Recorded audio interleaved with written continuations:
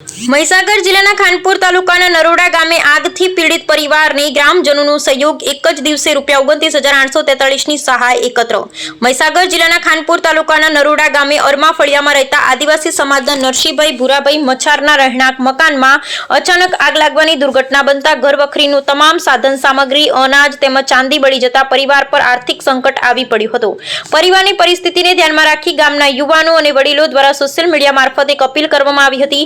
अपीलने समाजના વડીલો, મિત્રો અને બહેનો દ્વારા ભાવનાત્મક પ્રતિસાદ મળ્યો અને ભાઈચારાની ભાવનાથી ઉદારતા દાખવી માત્ર એક જ દિવસમાં કુલ ₹29,843ની સહયોગ રાશિ એકત્ર થઈ।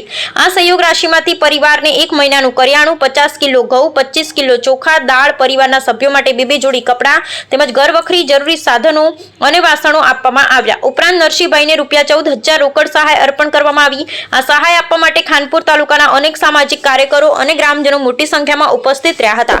મુશ્કેલીના સમયમાં પરિવારને સહયોગ આપનાર દાતાશ્રીઓ સાચી માનવતાનું ઉદાહરણ પૂરું પાડ્યું હોવાનું જણાવતા પરિવાર તથા નરોડા ગામના ગ્રામજનોએ તમામ સહયોગીઓનો હૃદયપૂર્વક આભાર વ્યક્ત કર્યો હતો।